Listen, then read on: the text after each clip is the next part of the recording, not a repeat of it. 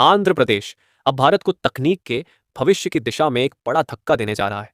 14 अप्रैल, जिसे पूरी दुनिया में विश्व क्वांटम दिवस के रूप में मनाया जाता है, उसी दिन राज्य के मुख्यमंत्री एन चंद्रबाबू नायडू अमरावती में एक अत्याधुनिक quantum computer test bed launch करने वाले हैं। यह कदम सिर्फ एक लॉन्च नहीं, बल्कि भारत को क्वांटम टेक्नोलॉजी की दौड़ में आगे ले जाने का एक मजबूत संकेत है। यह पूरी पहल अमरावती क्वांटम वैली नाम की एक महत्वाकांक्षी परियोजना के तहत की जा रही है, जिसका उद्देश्य आंध्र प्रदेश को भारत का क्वांटम टेक्नोलॉजी हब बनाना है। इस प्रोजेक्ट के अंतर्गत दो बड़े क्वांटम टेस्ट बेड स्थापित किए गए हैं। पहला एसआरएम यूनिवर्सिटी अमरावती में बनाया गया है, जबकि दूसरा गन्नवरम स्थित मेधा टावर्स में स्थापित किया गया है। इन दोनों स्थानों पर अत्याधुनिक सुविधाएं तैयार की गई हैं, जहां क्वांटम कंप्यूटिंग से जुड़े प्रयोग और परीक्षण किए जा सकेंगे। इस पहल की सबसे खास बात यह है कि इन टेस्ट बेड्स के शुरू होते ही आंध्र प्रदेश देश का पहला ऐसा राज्य बन जाएगा जहां क्वांटम कंप्यूटिंग के लिए विशेष रूप से टेस्टिंग और सर्टिफिकेशन की सुविधा उपलब्ध होगी। अभी तक भारत में इस तरह की समर्पित व्यवस्था नहीं थी, जिससे यह कदम और भी ऐतिहासिक बन जाता है। क्वांटम कंप्यूटर सामान्य कंप्यूटरों से पूरी तरह अलग होते हैं। ये मशीनें बेहद जटिल गणनाओं को कुछ ही सेकंड में हल करने की क्षमता रखती हैं, जो पारंपरिक कंप्यूटरों के लिए लगभग असंभव होती है। लेकिन इनकी सबसे बड़ी चुनौती यह है कि ये बेहद कम तापमान पर ही काम करते हैं। दरअसल ये सिस्टम लगभग -273 डिग्री सेल्सियस यानी शून्य के करीब तापमान पर संचालित होते हैं। इतनी ठंडी स्थिति बनाए रखना तकनीकी रूप से बहुत कठिन होता है, और यही कारण है कि क्वांटम हार्डवेयर का परीक्षण बेहद जटिल प्रक्रिया बन जाता है। एसआरएम यूनिवर्सिटी में स्थापित किया गया प्लेटफॉर्म ओपन एक्सेस मॉडल पर आधारित है। इसका मतलब यह है कि यहाँ सिर्फ बड़े वैज्ञानिक संस्थान ही नहीं, बल्कि छात्र, शोधकर्ता, स्टार्टअप्स और निजी कंपनियां भी अपनी तकनीकों का परीक्षण कर सकेंगी। इससे इनोवेशन को बढ़ावा मिलेगा और नए नए आइडिया तेजी से विकसित हो सकेंगे।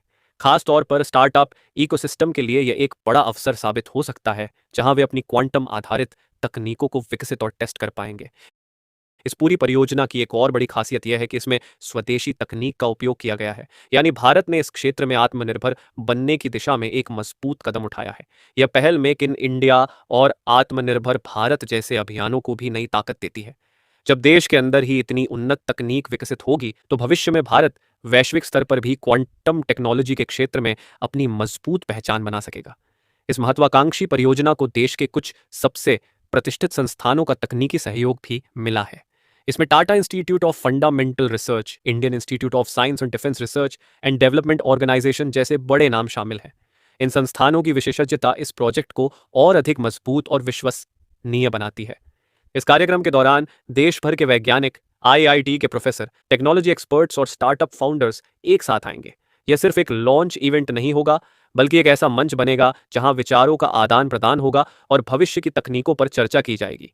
इसके साथ ही राज्य के लगभग 1.5 लाख से अधिक छात्र इस पूरे कार्यक्रम को ऑनलाइन माध्यम से देखेंगे, जिससे उन्हें भी नई तकनीकों के बारे में सीखने और समझने का मौका मिलेगा।